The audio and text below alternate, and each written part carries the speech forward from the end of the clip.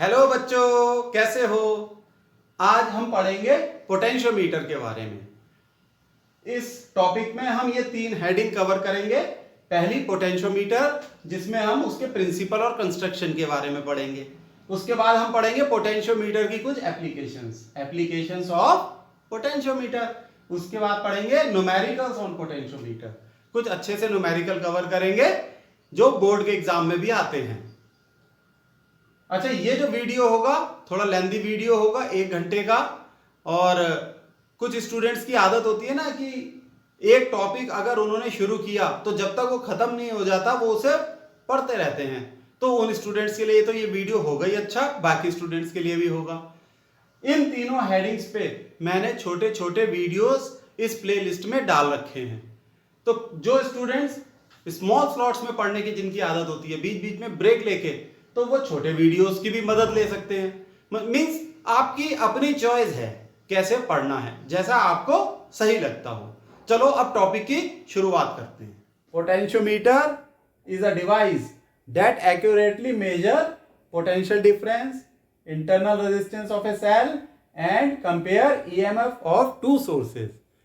तो ये एक ऐसा डिवाइस है जो कि एक्यूरेटली मेजर करता है। एक्यूरेटली क्या क्या मेजर कर लेता है? पोटेंशियल डिफरेंस मेजर कर सकता है, इंटरनल रेजिस्टेंस मेजर कर सकता है किसी भी सेल की, और 2 सोर्सेस का ईएमएफ कंपेयर कर सकता है। 2 सोर्सेस मींस 2 बैटरी या 2 सेल का ईएमएफ में कंपेयर कर सकता है। यहां आप एक्यूरेटली मेजर, ये जो वर्ड है ना, ये एक्यूरेटली मेजर, इस पे गौर करो, क्योंकि इंस्ट्रूमेंट तो बहुत आते हैं ये सब मेजर करने के लिए, लेकिन पोटेंशियोमीटर एक्यूरेटली मेजर करता है। सही है। अब ये किस प्रिंसिपल पे बेस्ड है, आओ ये पढ़ते हैं। ये मैंने यहां लिख दिया इंग्लिश में, ये किस प्रिंसिपल पे बेस्ड है। The potentiometer works on the principal that when a constant current flows through a wire of uniform cross-sectional area, potential difference between 2 points is directly proportional to the length of the wire between the 2 points. समझ में आया कुछ इसका principal? English में नहीं आया, मैं हिंदी में समझाता हूं। इंग्लिश में समझ में आ गया होगा तो बड़ी अच्छी बात है। देखो, when a constant current flows through a wire of uniform cross sectional area, यानी एक तार जिसका क्रॉस सेक्शनल एरिया यूनिफॉर्म है, उसमें से कांस्टेंट करंट फ्लो करता है। करंट कांस्टेंट होना चाहिए। कांस्टेंट करंट फ्लो करता है तो क्या होता है? Potential difference between 2 point is directly proportional to length of the wire between the 2 points. तो जो पोटेंशियल डिफरेंस है किसी भी 2 पॉइंट के बीच, वो डायरेक्टली प्रोपोर्शनल होता है लेंथ ऑफ द वायर के बराबर। जैसे कि ये एक वायर है, 2 पॉइंट है ए और बी, और इसकी लेंथ है एल।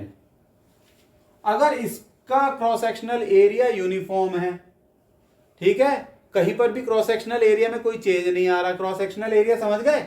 मान लो तार का एक सिलेंड्रिकल शेप का तार है तो क्रॉस सेक्शनल एरिया होगा सर्किल। समझ गए? सर्किल क्रॉस सेक्शनल एरिया होगा। तो वो क्रॉस सेक्शनल एरिया यूनिफॉर्म है और इसमें कांस्टेंट करंट फ्लो कर रहा है आई। करंट में कोई चेंज नहीं है, कोई परिवर्तन नहीं है करंट में। तो ए और बी के बीच जो पोटेंशियल डिफरेंस होगा वो प्रोपोर्शनल होगा लेंथ के बराबर, यानी तार की लंबाई के बराबर। ये है इसका बेसिक प्रिंसिपल। अब इसका प्रूफ समझते हैं। ठीक, तो बच्चों आओ इसका प्रूफ समझते हैं। Let I is a current, I is a constant current flowing through a wire of length L and resistance R. यानी एक वायर है, उसकी लंबाई एल है और उसकी रेजिस्टेंस आर है। उसमें जो करंट फ्लो कर रहा है वो कांस्टेंट है आई। तो अब ओम्स लॉ क्या कहता है? तो according to Ohm's law, according to Ohm's law, Ohm's law क्या कहता है? V is equal to I R, और V क्या है? Potential difference, potential difference. I तो कांस्टेंट है ही। आर रेजिस्टेंस क्या होता है? रेजिस्टेंस का फॉर्मूला आपको पता है। रेजिस्टेंस किस चीज पे डिपेंड करता है? रो एल अपॉन ए। एल तो लेंथ है वायर की, ए एरिया ऑफ क्रॉस सेक्शन, ये नहीं दे रखा, एरिया ऑफ क्रॉस सेक्शन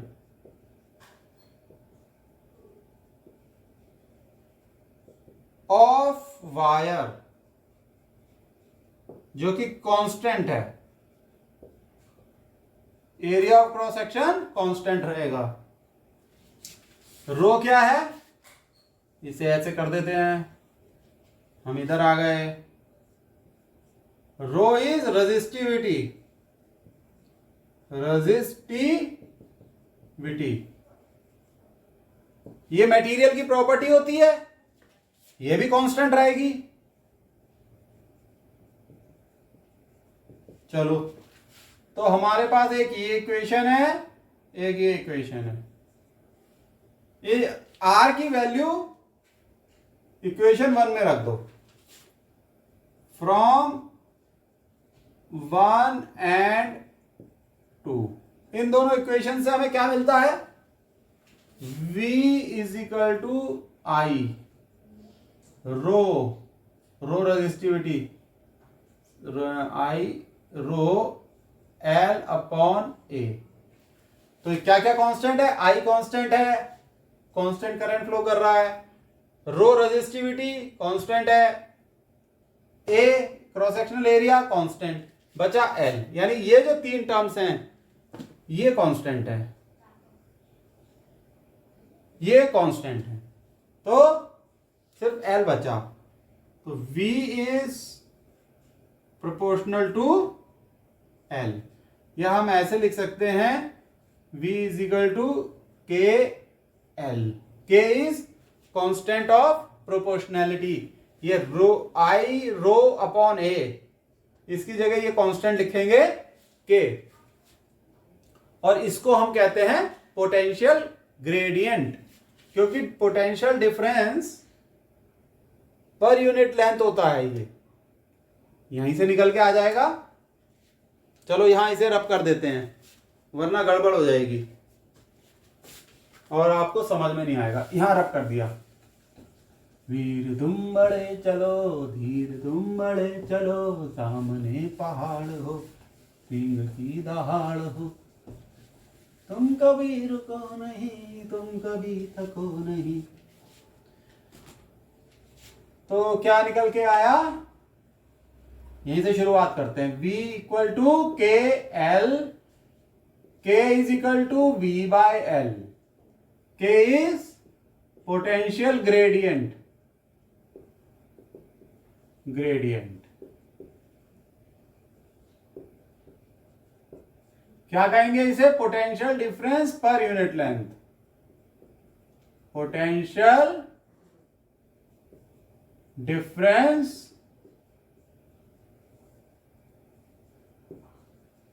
पर यूनिट लेंथ। सही है बच्चों? तो हो गया proof. Potential difference is proportional to length. अब हम पोटेंशियोमीटर का कंस्ट्रक्शन समझेंगे। देखो, it consist of a long wire of uniform cross sectional area of constantan और मैंगनानिन। इसमें एक लंबा सा तार होता है, ये जा रहा, देखो ये तार, ये तार कॉन्स्टेंटन या मैंगनानिन का बना होता है। ये इन मटेरियल्स का क्यों बना होता है ये तार? क्योंकि इनकी स्पेसिफिक रेजिस्टेंस बहुत ज्यादा होती है, और ये तार जो है कॉपर स्ट्रिप्स से कनेक्टेड है। ये कॉपर स्ट्रिप्स हैं।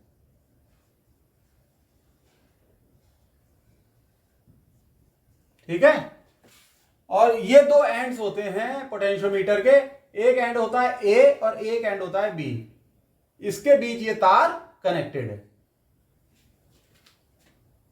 Spread on A wooden board. ये पूरा सिस्टम एक वुडन बोर्ड पे होता है, यानी एक लकड़ी का तख्ता होगा जिसपे ये कॉपर के की स्ट्रिप्स फिक्स होंगी और इन स्ट्रिप से ये तार कनेक्टेड है। ठीक है, ये जो तार ऐसे जा रहा है। आगे क्या है, wires are connected in series by a thick copper strip. ये मैंने बता चुका हूं ये बात मैं आपको कि वायर्स जो है ये सीरीज में कहलाएंगे, सीरीज में है, ये कॉपर स्ट्रिप से कनेक्टेड है। It consist of a rheostat to vary the resistance of circuit. तो इसमें एक रियोस्टेट लगा हुआ होता है, देखो ये रियोस्टेट है जिससे हम पूरे सर्किट की रेजिस्टेंस वेरी कर सकते हैं। तो देखो बच्चों ये समझो, देखो ये तो तार है इस तरीके से सीरीज में। अब ए पॉइंट से एक तार के थ्रू पहले तो ये की कनेक्टेड है। की का क्या फंक्शन होता है आप जानते ही हैं, पूरे सर्किट को ऑन ऑफ करना, यानी जब हम की को ऑन कर देंगे तो इस सर्किट में करंट फ्लो होने लगेगा। अब आप ये देखिए कि इसके बाद मैंने यहां लिखा हुआ है कि एक रियोस्टेट कनेक्टेड है।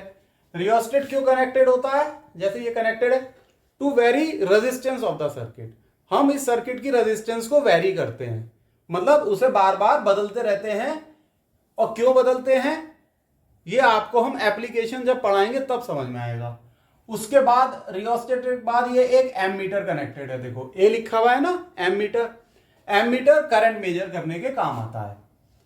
बस इतना मैं आपको हिंट देता हूं कि रियोस्टेट से रेजिस्टेंस इसलिए वेरी करते हैं क्योंकि हमें इस पूरे सर्किट का करंट कांस्टेंट रखना है, क्योंकि ये इसका प्रिंसिपल है कि करंट कांस्टेंट रहेगा। ठीक है, इसकी एप्लीकेशन के लिए एक सिस्टम बनाना पड़ता है और इस सिस्टम को हम बी पॉइंट से जोड़ते हैं। देखो ऐसा होता है, जैसे ये बी पॉइंट है, तार की मदद से एक सिस्टम बनाया, इसे हम लिख देते हैं सिस्टम, SYSTEM। ये एक सिस्टम है और इससे एक जॉकी कनेक्टेड है और जॉकी यहां तार पे जुड़ा हुआ होगा, लिख देते हैं ये जॉकी है। तो जॉकी को आप इस तरीके से चला सकते हैं, यानी ये तार पे इधर उधर चल सकता है। फिर जॉकी की पोजीशन से हम तार की लेंथ नापते हैं। तो ये एप्लीकेशन की बात है। यहां सिस्टम में अगर ईएमएफ हम कंपेयर करेंगे दो सेल्स की तो सिस्टम अलग तरीके का होगा, और अगर हम इंटरनल रेजिस्टेंस निकालेंगे तो यहां सिस्टम अलग तरीके का होगा। एक गैल्वेनोमीटर भी लगा होता है सिस्टम में। क्या लगा होता है, गैल्वेनोमीटर। उसका क्या फंक्शन होगा, वो करंट मेजर करेगा, करंट कांस्टेंट रहेगा। इसका मतलब गैल्वेनोमीटर की रीडिंग 0 रहनी चाहिए। जब गैल्वेनोमीटर की रीडिंग 0 आ जाती है तब इसकी एप्लीकेशन सही होती है। ये याद रखना, गैल्वेनोमीटर की reading means current is constant, और ये हम बार बार कह रहे हैं कि करंट कांस्टेंट होना चाहिए। तो मेरे ख्याल से इतना तो काफी है। अगर कंस्ट्रक्शन के बारे में लिखना है तो बस ये डायग्राम बना देना, बोर्ड के एग्जाम में आ जाता है लिखने को, और ये थोड़ा सा बता देना भाई, बढ़िया नंबर मिल जाएंगे। प्रूफ करा चुका हूं। ठीक है बच्चों, जब हम एप्लीकेशन की बात करते हैं तो ये डायग्राम हम थोड़ा इजी कर देते हैं। इजी कैसे करते हैं, ये जो वायर है ए से बी तक कनेक्टेड है, ये हम ऐसे दिखा देते हैं, बस सिर्फ ये चेंज आता है। नीचे सिस्टम होगा, सिस्टम से जॉकी कनेक्टेड होगा। अब पढ़ते हैं एप्लीकेशन। पहली एप्लीकेशन है comparison of EMF of two cell, यानी दो सेल की हम ईएमएफ कंपेयर करेंगे। सिंपल, चलो आओ करते हैं। अब यहां देखो इंग्लिश में कुछ लिख दिया है, two cells of EMF E1 and E2 are connected to the potentiometer. ठीक, पोटेंशियोमीटर से दो सेल कनेक्टेड है। ये हैं दो सेल E1 और E2। अभी ये दोनों सेल इस सर्किट का हिस्सा नहीं है, यानी ये पोटेंशियोमीटर का हिस्सा नहीं है। क्यों, क्योंकि ये जो की है K2, ये K1 दे दी हमने नाम इसे, और इसको नाम दे दिया K2। ये जो की है ये अभी ना पॉइंट 1 से कनेक्टेड है ना पॉइंट 2 से, यानी दोनों ही सेल कनेक्टेड नहीं है पोटेंशियोमीटर से। अब हमने क्या करा था कि ये जो की है K2, इसको पॉइंट 1 से कनेक्ट कर दिया। देखो K2 को पॉइंट 1 से, जैसी पॉइंट 1 से कनेक्ट करोगे ये E1 सेल इस सर्किट का यानी पोटेंशियोमीटर का हिस्सा हो जाएगा। मतलब अब ऐसे हो गया, ये इस तरीके से ये जो सेल है E1 अब पॉइंट ए से कनेक्ट हो गया है। अब हम क्या करेंगे, पहली बात तो ये देखो, जैसे ही ये कनेक्ट होगा इस सर्किट से गैल्वेनोमीटर में डिफ्लेक्शन हो जाएगा। डिफ्लेक्शन का मतलब करंट फ्लो होना शुरू हो गया इस बैटरी की वजह से। अब ये हम जॉकी को मूव करवाएंगे, ये जॉकी है, हमने इसे ऐसे मूव कराया। हम इसे तब तक मूव करवाएंगे जब तक कि गैल्वेनोमीटर की जो सुइयां सीधी हो जाएगी, मतलब उसमें जीरो डिफ्लेक्शन हो जाएगा। उस जीरो डिफ्लेक्शन को हम कहते हैं नल पॉइंट। नल पॉइंट, तो ये नल पॉइंट मेथड भी कहलाता है इस वजह से। तो मान लो E1 के केस में नल पॉइंट आया लेंथ, जब ये जॉकी की पोजीशन है लेंथ L1 पर। ठीक है भाई, जॉकी को हमने ऐसे ऐसे घुमाया, इस पॉइंट पर आके नल पॉइंट आ गया, यानी गैल्वेनोमीटर में डिफ्लेक्शन जीरो हो गया, सुई हिल नहीं रही थी। और ये लेंथ आई L1, ये लेंथ हमने मेजर कर ली। तो ये लिखा when E1 is connected to the circuit null deflection is obtained at length L1। अब हमें प्रिंसिपल पता है, हमें इसका पोटेंशियोमीटर का प्रिंसिपल पता है। क्या है प्रिंसिपल? दैट दिस EMF या EMF is directly proportional to length. ये बात हमें पता है। इसका अर्थ यह हुआ this EMF is equal to K into L। K constant है, इसको हम पोटेंशियल ग्रेडियंट भी कहते हैं। अब इस प्रिंसिपल को हम यूज करेंगे EMF कंपेयर करने के लिए। तो जब E1 कनेक्टेड है तो अब आप देखो इस प्रिंसिपल के हिसाब से E1 इक्वल टू KL1। ठीक है, ठीक है। जब गैल्वेनोमीटर में डिफ्लेक्शन जीरो होगा तो E1 equal to K times this length L1। इसी प्रिंसिपल पे पोटेंशियोमीटर बेस्ड है। बस ये बात आपको दिमाग में बिठानी है, और ये हमने प्रूव भी करा था अपने पिछले लेक्चर में। ठीक, ये हम हो गई हमारी इक्वेशन नंबर 1। सही है बच्चों, यहां तक बात समझ में आ गई। अब आप नोट कर लो, ये मत नोट कर बनाना दोबारा से, सिर्फ ये डायग्राम आप नोट कर लो और ये बात लिख लो। यहां तक समझ में आ गया। E1 इक्वल टू KL1 ये हमने निकाला है। चलो नोट करो। तो बच्चों अब ये E2 दूसरा वाला सेल इस सर्किट का हिस्सा बनने जा रहा है। कैसे बनेगा? ये जो की है K2, इसको 1 से हटा के 2 से जोड़ देंगे। तो जब 1 से हटा के 2 से जोड़ेंगे तो E1 सर्किट से हट गया और E2 सर्किट से जुड़ गया, और जैसे ही सर्किट से जुड़ेगा करंट फ्लो करना शुरू हो जाएगा। प्रोसेस वही रहेगा। क्या रहेगा? हम इस जॉकी को इधर उधर घुमाएंगे ऐसे। चलो रेड मार्कर से समझाते हैं। हम इस जॉकी को इधर उधर ऐसे टहलाएंगे। जॉकी को एक पॉइंट पे आके गैल्वेनोमीटर की रीडिंग जीरो हो जाएगी, यानी नल पॉइंट आ जाएगा। ठीक है, चलो यहां की तो जोड़ दें भाई, की नीचे से जोड़ दो। ये जोड़ दी हमने 2 से की, और E2 हिस्सा बन गया। फिर हमने साहब जॉकी को टहलाया, जॉकी टहल रहे हैं, इस पॉइंट पे आके गैल्वेनोमीटर की रीडिंग जीरो हो गई। ये और ये जो लेंथ हमने मेजर करी ये आई L2। ये देखो L2 लेंथ हमने मेजर करी। तो इसका क्या अर्थ हुआ? लिखा ना, now E2 is connected to the circuit, और लिख लेते हैं null point is obtained at L2। सही हो गया।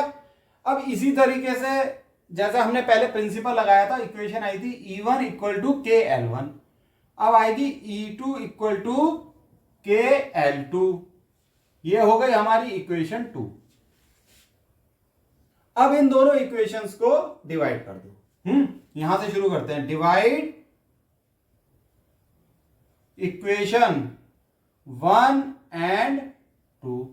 इन दोनों इक्वेशंस को डिवाइड किया, हमारे पास आया E1 upon E2 equal to KL1 upon KL2। K से K कट गया, कैंसिल हो गया, तो हमारे पास ये फाइनल फॉर्मूला आया E1 upon E2 is equal to L1 upon L2। ये हमारा फॉर्मूला है।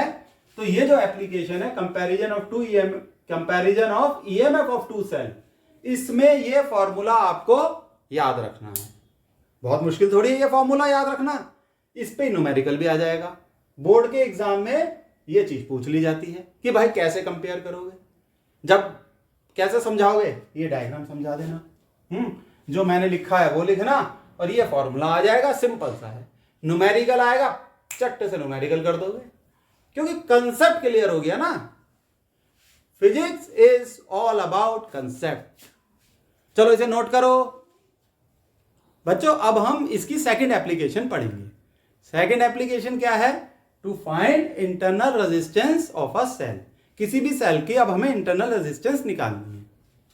अब आप यहां देखो, जब हमें इंटरनल रेजिस्टेंस निकालनी है तो हमें यहां पर एक सिस्टम बनाना पड़ेगा। जैसे पहले बनाया था, तो हमने पॉइंट ए से एक सिस्टम बनाया, ये हमने एक सेल कनेक्ट कर दिया, उससे गैल्वेनोमीटर कनेक्टेड है जैसे पहले करा था, और ये एक जॉकी है, ये ईएमएफ है सेल की। E is the EMF of the cell. ठीक, चलो इसको यहां ऊपर कुछ और मान लेते हैं, ई डैश मान लो। E is the EMF of the cell। ये वाला सेल जिसकी इंटरनल रेजिस्टेंस निकालनी है। बच्चों एक चीज देखो, आप ये कंफ्यूज मत हो जाना कि यहां जो सिस्टम कनेक्ट किया है वो पॉइंट बी से करा है। कभी सोचो सर यहां तो ए से कर दिया, बी पॉइंट बेचारा खाली है। अब पॉइंट के तो नाम दिए गए हैं, आप चाहो तो इसे ए पॉइंट दे दो, ये है ए, ये है बी, भाई नाम बदल दिए। तो अब यह है कि ए से हमने सिस्टम को कनेक्ट करा है, सही है। अब जब ये सेल इस सर्किट से कनेक्ट हो गया तो हमने वही पूरा प्रोसेस है, हमने जॉकी को ऐसे ऐसे टहलाया वायर के ऊपर, इस तार के ऊपर, और एक पॉइंट पे आके, इस पॉइंट पे आके गैल्वेनोमीटर की रीडिंग 0 हो गई, यानी नल डिफ्लेक्शन आ गया, और ये लेंथ हो गई L1। क्या लेंथ हो गई? L1। ठीक, तो ये आप लिख लो कि null deflection is obtained at length L1। तो गैल्वेनोमीटर के प्रिंसिपल के हिसाब से E क्या हो जाएगा? E equal to KL1। E equal to KL1। अब आप ये देखिए, अब हम इसमें इस सर्किट में एक रेजिस्टेंस कनेक्ट कर देते हैं। ये है एक रेजिस्टेंस, ये एक रेजिस्टेंस हमने कनेक्ट कर दी R। फिर से करते हैं कनेक्ट, जरा गलत हो गई, ये है R। देखो एक रेजिस्टेंस हमने बच्चों कनेक्ट कर दी। अच्छा, जब हम प्रैक्टिकल करते हैं तो हम ऐसा नहीं है कि साहब अलग से रेजिस्टेंस लगा के कनेक्ट करेंगे, हम क्या करते हैं की लगा देते हैं। यहां ये की लगा दी, ये की जब डिस्कनेक्टेड है K2, ये तो K1 है ना, जब ये की डिस्कनेक्टेड है तो ये रेजिस्टेंस सर्किट का हिस्सा नहीं है, सिर्फ ये सेल सर्किट का हिस्सा है, और इक्वेशन बनी E इक्वल टू KL1। अब ये की इस पॉइंट से कनेक्ट हो गई, यहां से कनेक्ट हो गई, ये रेजिस्टेंस इस सर्किट का हिस्सा बन गई। तो वो जो पोटेंशियल डिफरेंस है वो ई थोड़ी रह जाएगा भाई। रेजिस्टेंस जब इस सर्किट का हिस्सा बन गई तो ये पोटेंशियल डिफरेंस चेंज हो गया। तो देखो इन सेकंड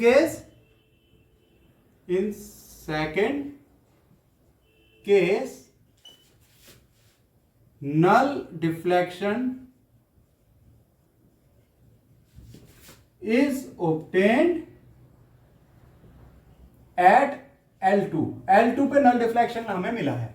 यानी जब ये रेजिस्टेंस हमने इस सर्किट से जोड़ी तो ये जो जॉकी महाशय हैं और ये टहलते हुए गए और गैल्वेनोमीटर की रीडिंग यहां पर, जब जॉकी यहां है तो गैल्वेनोमीटर की रीडिंग 0 हो गई, नल पॉइंट आ गया और ये लेंथ हमने मेजर करी L2, ये लेंथ निकल के आई L2। बहुत बढ़िया, आ गया होगा समझ में। पोटेंशियल डिफरेंस अब E नहीं रह गया बच्चों, पोटेंशियल डिफरेंस कुछ और हो गया। वो कुछ और क्या है? V is the potential difference, it is equal to KL2। अब हमारे पास ये दो इक्वेशन आ गया, मजा। चलो तो बच्चों ये आप अभी तक नोट डाउन कर लो। उसके बाद मैं इसे मिटा देता हूं, रब कर दूंगा। करो नोट डाउन। ये दोनों इक्वेशन लिख लेते हैं। E इक्वल टू KL1 ये पहली इक्वेशन, E इक्वल और इधर जब रेजिस्टेंस जुड़ गई V इक्वल टू KL2 ये सेकंड इक्वेशन। इसे रब कर देते हैं। ठीक है, बढ़िया तरीके से रब कर दिया। चलो अब हम डिवाइड कर देंगे जैसे पहले करा था। डिवाइड इक्वेशन 1 एंड 2, दोनों इक्वेशन को डिवाइड कर दिया। चलो बच्चों करो डिवाइड, बहुत मुश्किल काम है, कर लोगे ना? चलो मैं करता हूं। तो आपके पास आया E upon V equal to KL1 upon KL2। K से K कैंसिल, आगे देखा तो E upon V equal to L1 upon L2। एक तो हमारे पास ये रिलेशन आ गई। लेंथ हम मेजर कर लेते हैं क्योंकि यहां पर एक स्केल दिया हुआ है। अब बच्चों हमने एक रिलेशन पढ़ी थी इंटरनल रेजिस्टेंस की। Internal resistance of the cell is given by, लिख रहा हूं वो relation, internal resistance of the cell is given by R is equal to, ये R हो जाएगा E अपॉन V माइनस 1। देखो ये रिलेशन पढ़ी थी ना हमने, बिल्कुल सही। R रेजिस्टेंस हमें पता ही है, E अपॉन V क्या होगा? L1 upon L2। तो ये जो होगा internal resistance equal to R L1 upon L2 minus 1। तो ये जो सारा खेल है ये लेंथ का है बच्चों। किसका खेल है ये? लेंथ का। लेंथ मेजर कर लेते हैं। E1 और E और अपॉन V को हमने L1 अपॉन L2 से रिप्लेस कर दिया। तो बच्चों ये नोट डाउन कर लो, एग्जाम में अगर लिखने को आ जाए एप्लीकेशंस के बारे में, ये डायग्राम बना देना, इस तरीके से लिख के ये रिलेशन निकाल देना, बस हो जाएगी बल्ले बल्ले। इस पे बेस्ड न्यूमेरिकल भी आ जाते हैं। ठीक है, चलो बहुत बढ़िया, नोट डाउन करो फटाफट। बच्चों आओ एक छोटी सी बात और समझ लेते हैं पोटेंशियोमीटर के बारे में, और अक्सर एग्जाम में पूछ लिया जाता है इससे रिलेटेड। सेंसिटिविटी ऑफ पोटेंशियोमीटर ये क्या होती है? If jockey is displaced slightly from its null point position such that deflection in the galvanometer is large, then the potentiometer is said to be sensitive। मतलब अगर हम जॉकी को displace कर दें हल्का सा, पहले तो ये देखो जॉकी की पोजीशन ऐसी है कि यहां पर एक गैल्वेनोमीटर अटैच्ड है, वो जीरो डिफ्लेक्शन शो कर रहा है, यानी नल पॉइंट आ गया है और जॉकी की पोजीशन ये है। अब हमने जॉकी को बहुत हल्का सा डिफ्लेक्ट कर दिया, गैल्वेनोमीटर में जो डिफ्लेक्शन आया वो बहुत ज्यादा आया। जॉकी को हल्का सा करा लेकिन गैल्वेनोमीटर में बहुत ज्यादा आ गया, गैल्वेनोमीटर में ज्यादा आ गया। इसका मतलब पोटेंशियोमीटर बहुत ही सेंसिटिव है। If potential gradient is small, sensitivity of potentiometer is high. तो ये जो सेंसिटिविटी है पोटेंशियोमीटर की, ये पोटेंशियल ग्रेडियंट पे डिपेंड करती है। अगर पोटेंशियल ग्रेडियंट कम होगा तो सेंसिटिविटी हाई होगी। अब मान लो हमें हाईली सेंसिटिव पोटेंशियोमीटर बनाना है, ठीक है, हाईली सेंसिटिव, तो उसके लिए हम क्या करेंगे, पोटेंशियल ग्रेडियंट रिड्यूस कर देंगे। और वो कैसे हम रिड्यूस करेंगे, हम अपने जो तार की लंबाई बढ़ा देंगे। ये जो तार है इसकी लेंथ बढ़ा देंगे। जैसे ये जा रहा ना, 1 2 3 4, 2 और 2 2 5 6, तार की लंबाई बढ़ गई तो क्या होगा, पोटेंशियल ग्रेडियंट रिड्यूस हो जाएगा। जब पोटेंशियल ग्रेडियंट रिड्यूस हो गया तो पोटेंशियोमीटर की सेंसिटिविटी बढ़ जाएगी। अच्छा, तार की लंबाई बढ़ने से पोटेंशियल ग्रेडियंट क्यों रिड्यूस होता है, क्योंकि हमें पता है potential gradient equal to V by L, लेंथ के इनवर्सली प्रोपोर्शनल होता है, ये हमें पता है। सही बात है, चलो बहुत अच्छा, ये समझ में आ गया आपको, इसे नोट डाउन कर लो, ये इंपॉर्टेंट है। ठीक है, ये डायग्राम मत बना लेना, ये डायग्राम तो मैंने ऐसे ही लगा दिया है जिससे आपकी निगाह में पोटेंशियोमीटर हर वक्त लड़ रहे इस लेक्चर के दौरान। तो आ गया बच्चों किस्सा समझ में। अभी तक हम पढ़ रहे थे पोटेंशियोमीटर के बारे में। पिछले वीडियो लेक्चर में आपने पढ़ा पोटेंशियोमीटर का प्रिंसिपल और उसका कंस्ट्रक्शन। उसके बाद एक वीडियो अपलोड किया जिसमें आपने पोटेंशियोमीटर की एप्लीकेशंस पढ़ी। अब हम उन एप्लीकेशंस के आधार पे पोटेंशियोमीटर के न्यूमेरिकल्स पढ़ेंगे। तो ये न्यूमेरिकल्स इंपॉर्टेंट होते हैं, हर जगह आते हैं, चाहे बोर्ड में, नीट में, जेई में, और ये न्यूमेरिकल इजी होते हैं, बस पोटेंशियोमीटर का कंसेप्ट पता होना चाहिए। तो आओ न्यूमेरिकल करते हैं। हमारा पहला न्यूमेरिकल है, देखो, in a potentiometer arrangement, in a potentiometer arrangement a cell of EMF 1.25 volt gives a balance point at 35.0 centimeter length of the wire। ठीक है, बैलेंस पॉइंट मिल रहा है 35.0 centimeter length of the wire। If the cell is replaced by another cell and balance point is shifted to 63 centimeter, what is the EMF of the second cell? ठीक है, पहले एक cell लगा हुआ है potentiometer से, जब वो सेल लगा हुआ है तो नल पॉइंट आ रहा है 35.0 सेंटीमीटर पर।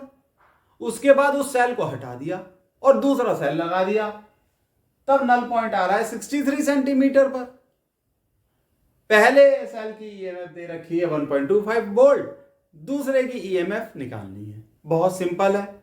जो पहली एप्लीकेशन थी comparison of EMF of two cell, पिछले वीडियो में भूल गए क्या? ठीक है, भूल गए तो दोबारा जाओ हैं उस पे। तो वो उस एप्लीकेशन का फॉर्मूला लगाना है। तरीका वही है न्यूमेरिकल सॉल्व करने का। मैं हट रहा हूं, पॉज करके न्यूमेरिकल सॉल्व करो और फिर मेरा तरीका देखो, आंसर को कंपेयर करो। ठीक है बच्चों, चलो मैं हट गया, सॉल्व करो। आओ बच्चों इसे सॉल्व करते हैं। सॉल्यूशन हमें दे रखा है ईएमएफ ऑफ सेल 1। कितना है ये सेल 1 का ईएमएफ? ये है 1.25 वोल्ट। नल पॉइंट यानी वायर की लेंथ 35 सेंटीमीटर, जबकि गैल्वेनोमीटर जीरो डिफ्लेक्शन शो करेगा, उसे कहते हैं नल पॉइंट। फिर ईएमएफ ऑफ सेल 2 कितना है भाई, यही तो निकालना है हमें। नल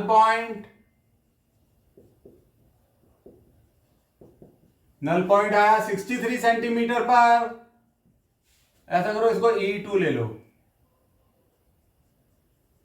E2, ये E1 है, यहां लिख लेते हैं, इससे आसानी होगी, प्रेजेंटेशन भी तो अच्छा होना चाहिए। अब हमने फॉर्मूला लगा दिया, एप्लीकेशन में जो पढ़ा था, E1/E2 equal to L1/L2। This implies E2 equal to L2/L1 into E1। फॉर्मूले में वैल्यू रख दो, E2 इक्वल टू L2 है आपका, बताओ कितना है, सेकंड नल पॉइंट आया 63 पे, 63 L1 है फर्स्ट नल पॉइंट यानी 35, E1 है पहले सेल की EMF 1.25। चलो बच्चों से फटाफट सॉल्व करो। E2 is equal to 2.25 volt. This is our answer. है ना सिंपल? न्यूमेरिकल तो सिंपल है, बस कंसेप्ट पता होना चाहिए। नीट वगैरह में भी आ जाते हैं ऐसे न्यूमेरिकल, जेई मेंस में भी आ जाते हैं। ठीक है, हल्के में मत लेना इन न्यूमेरिकल्स को। तो बच्चों ये है हमारा सेकंड न्यूमेरिकल। समय बचाने के लिए न्यूमेरिकल लिख दिया है, बीच का वीडियो एडिट कर दिया है। अब लिखता हुआ थोड़ी दिखाएंगे आपको, आपको तो लिखा हुआ दिखना चाहिए। लेंथी वीडियो बनाने से भी क्या फायदा, ज्यादा डाटा वेस्ट होगा, आजकल डाटा बहुत कीमती है। चलो क्वेश्चन पढ़ते हैं। Resistivity of potentiometer wire is 10 to the power -7 ohms metre. ठीक है, and its area of cross section is 10 to the power -6 metre square. बहुत बढ़िया। When current I equal to 0.1 ampere flows through the wire, determine the potential gradient. अब आपको potential gradient निकालना है। तो ये न्यूमेरिकल भी आ जाता है, छोटा सिंपल प्यारा सा न्यूमेरिकल। नीट में इस तरीके के न्यूमेरिकल आ चुके हैं, जेई मेंस में भी आ जाते हैं, चुपके से नंबर आपको स्कोर करवाने के लिए। ठीक है, तो आओ इसे करते हैं। हमें निकालना है potential gradient. Solution, potential gradient. Potential gradient का फॉर्मूला होता है potential difference per unit length, unit होती है वोल्ट पर मीटर। ठीक है, अब हमें दे क्या रखा है, हमें दे रखा है रेजिस्टिविटी यानी rho 10 to the power -7 ohms metre. Area of cross section wire का 10 to the power -6 metre square. Current जो वायर में फ्लो कर रहा है 0.1 एम्पियर। अब के निकालना है साहब, V is equal to IR, Ohm's law यही तो कहता है। तो के हो गया, V की वैल्यू यहां रख दो, IR/L। रेजिस्टेंस का फॉर्मूला होता है रो L/A। सही है, ये A इससे चिपक गया लाइन से, कुछ बच्चे कंफ्यूज हो सकते हैं। लो साहब, अब एक लाइन और खींच दो, R की वैल्यू यहां फॉर्मूले में रख दो के। तो के हो गया I rho L/A divided by L। L से L cancel, K equal to I रो/A। L तो कैंसिल हो गया, रो/A। सारी वैल्यूज रख दो, हमें दे रखा है रो I है आपका 0.1 एम्पियर। रेजिस्टिविटी रो है 10 to the power -7। Area of cross section है 10 to the power -6। ये सारी वैल्यू हमने रख दी। अब आप फटाफट कैलकुलेट करो, आंसर आ जाएगा। This is equal to 0.01 volt per metre. ऐसे भी लिख सकते हो 10 to the power -2 volt per metre. This is your answer. है ना आसान सा, बस ये पता होना चाहिए बच्चों। पोटेंशियल ग्रेडियंट का फॉर्मूला और उसका कंसेप्ट पता होना चाहिए। न्यूमेरिकल इजी है, ठीक है बच्चों। ऐसे छोटे छोटे न्यूमेरिकल कर लो, कंसेप्ट क्लियर हो जाएगा। हर तरीके का न्यूमेरिकल कर ले जाओगे किसी भी कंपटीशन में, इवन बोर्ड के एग्जाम में भी 100% मार्क्स, ठीक है बच्चों। देखो तो बच्चों ये है हमारा तीसरा numerical. A cell is connected to a potentiometer, the balance point is obtained at a length of 350 centimetre. When resistance of 9 ohms is connected across the cell, then balance point is obtained at 300 centimeter. Determine internal resistance of the cell. बच्चों ये numerical जो based है internal resistance पर based है, यानी second application internal resistance निकालनी है। अगर फॉर्मूला पता है, एप्लीकेशन की पहले से नॉलेज है, कंसेप्ट पता है, तो ये बहुत सिंपल न्यूमेरिकल है। इंटरनल रेजिस्टेंस का क्या फॉर्मूला होता है? R is equal to R E upon V minus 1, और E अपॉन वी पोटेंशियोमीटर के केस में होता है L1 अपॉन L2। L1 क्या है? जब सिर्फ सेल कनेक्टेड है पोटेंशियोमीटर से और सेल की EMF है E, तो L1 दे रखा है आपको 350 सेंटीमीटर, जबकि सिर्फ सेल कनेक्टेड है, ये दे रखा है। उसके बाद जब रेजिस्टेंस कनेक्ट हो जाती है सर्किट से, तो ईएमएफ हो जाती है V वोल्ट और लेंथ हो जाती है L2। L2 दे रखा है आपको ये 300 सेंटीमीटर, तो E अपॉन V क्या हो जाएगा? 350 अपॉन 300, ये हो जाएगा 7/6। R रेजिस्टेंस जब आपने कनेक्ट की वो थी 9 ohms की रेजिस्टेंस कनेक्ट करी आपने। सब चीजें आपको दे रखी है, इस फॉर्मूले में रख दो। Internal resistance equal to R is 9, E upon V is 7/6 minus 1। अब इसे सॉल्व कर लो। 9 7 माइनस 6 इज 1/6, तो जब आप इसे सॉल्व करोगे ये आएगा आपका 1.5 ohms।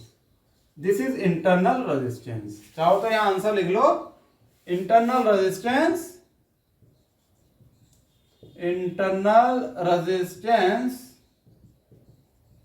is equal to 1.5 ohms. This is your answer.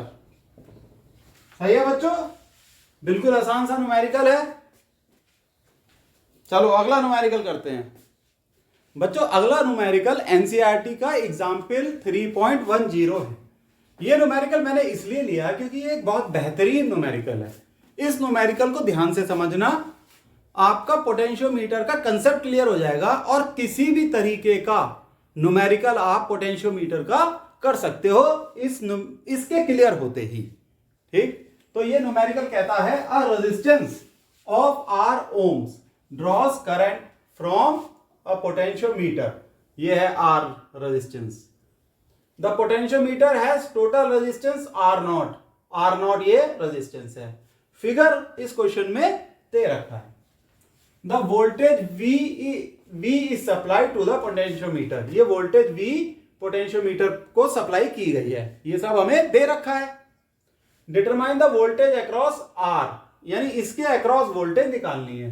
When the sliding contact is in the middle of the potentiometer, यानी ये जो जॉकी का पॉइंट है ये मिडिल में है इस रेजिस्टेंस की, तब हमें R के अक्रॉस वोल्टेज निकालनी है। ठीक है बच्चों, चलो तो बच्चों इसके सॉल्यूशन को देखो। आप ये देखो, जब ये मिडिल में होगा पॉइंट, ठीक है, तो ये आधी रेजिस्टेंस इस रेजिस्टेंस के पैरेलल हो जाएगी। समझे बात को? ये वाली आधी रेजिस्टेंस इस रेजिस्टेंस के पैरेलल हो जाएगी। मतलब आप सर्किट को इस तरीके से देख सकते हो, जैसे कि ये यहां V है, ये पॉइंट, ये आधी रेजिस्टेंस, ये आधी रेजिस्टेंस, ये C पॉइंट, ये A पॉइंट, यहां से ये कनेक्टेड है जॉकी, और ये R सेंटर में कनेक्टेड है। तो ये हो गई R0/2, सही से लिखो है ना, R0/2, और ये भी हो गई R0/2। आधी आधी रेजिस्टेंस है, ये रेजिस्टेंस इसके पैरेलल हो जाएगी, तो इन दोनों का कॉम्बिनेशन निकाल लो, मतलब कंबाइंड रेजिस्टेंस कितनी होगी। तो combined resistance 1/R equal to 1/R0/2, ये ले ली, प्लस 1/R, ये ऊपर चला जाएगा 2/R0 प्लस 1/R। अच्छा ये इक्विवेलेंट है ना, तो ई यहां लगा दो, क्योंकि ये R और ये R नहीं तो सेम हो जाएगा, कंफ्यूजन हो जाएगी। This is equal to 2R plus R0/R0R। इसका ये अर्थ हुआ equivalent resistance is equal to R0R/2R plus R0। सही हो गया। देखो तो बच्चों ये जो R है ये इन दोनों की इक्विवेलेंट रेजिस्टेंस है। अब इसकी इक्विवेलेंट रेजिस्टेंस बनाते हैं और देखते हैं सर्किट कैसा हो गया। हालांकि ये सर्किट बार बार बनाने की जरूरत नहीं, यहां मैं आपको समझाने के लिए बना रहा हूं। तो अब सर्किट देखो ऐसा हो जाएगा। V नीचे आपको पता नहीं दिख रहा है या नहीं, एक मिनट, दिख तो रहा है। देखो ये तो था V है, ये वाला V आ गया, ये मैंने बना दिया आपका A पॉइंट, इसकी इक्विवेलेंट रेजिस्टेंस है RE, वो ये बना दी। फिर ये R0/2 आ गई, ये RE है, फिर ये R0/2, ये पॉइंट B हो गया, ये R0/2, फिर ये C हो गई। ये सर्किट बन गया। अब आपका ये दो रेजिस्टेंस सीरीज में हो गई। अब इनकी इक्विवेलेंट रेजिस्टेंस निकाल लो, ठीक है। वो हो जाएगी RE dash, this is equal to RE plus R0/2। RE की वैल्यू यहां से रख लो, R0R upon 2R plus R0 plus R0/2। ये हो गई, ये कंबाइंड रेजिस्टेंस हो गई। सही है। V पोटेंशियल है। बच्चों एक तरीके से हम रेजिस्टेंस का सर्किट सॉल्व कर रहे हैं। अब आप ये देखो कि जो करंट इस RE में फ्लो करेगा वही करंट इसमें होगा I, ठीक है। इसकी इक्विवेलेंट रेजिस्टेंस है ये, पोटेंशियल है V, तो करंट होगा V/R। कितना होगा करंट? V/R।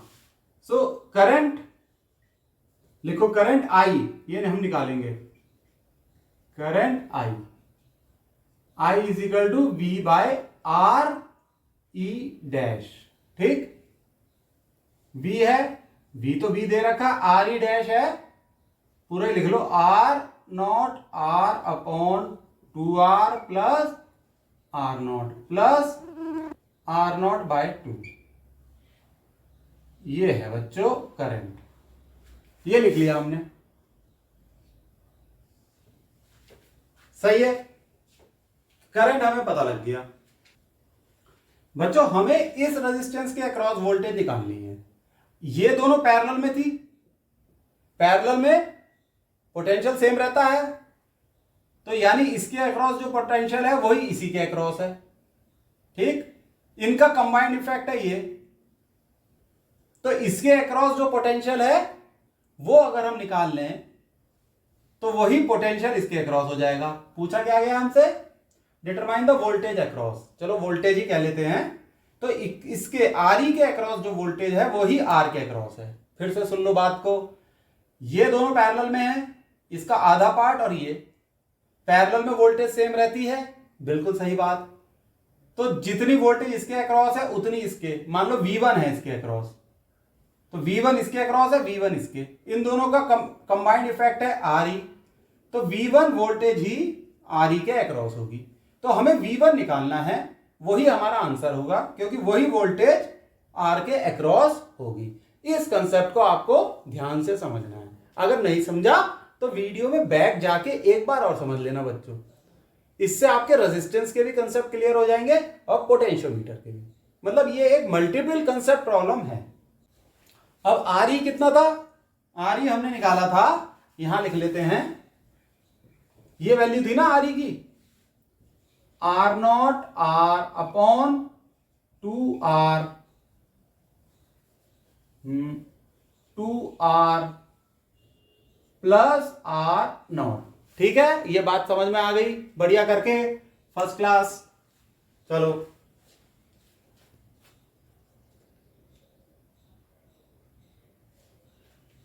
अब ये जो V1 पोटेंशियल है, V1 is equal to I R E,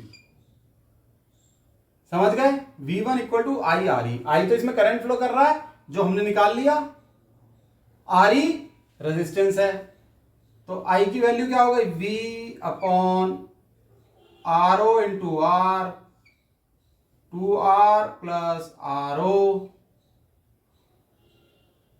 plus R O क्या आर नॉट कह लो बाय 2, आर नॉट है ये, कभी कभी मुंह से आर ओ निकल जाता है।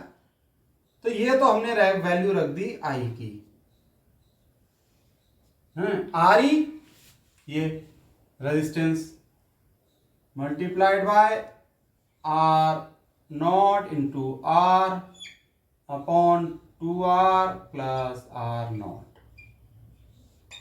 तो बच्चों अब इसे सॉल्व कर लो आप, देखो इसे सॉल्व करो, मैं तो आपको सॉल्व करके दूंगा ही। अब बस इसको सॉल्व करना रह गया और V1 ही हमारा आंसर है, यानी इसके अक्रॉस, इस रेजिस्टेंस के अक्रॉस वोल्टेज। चलो इसे सॉल्व करते हैं, ये सब रब कर रहा हूं, जरा नोट डाउन कर लो।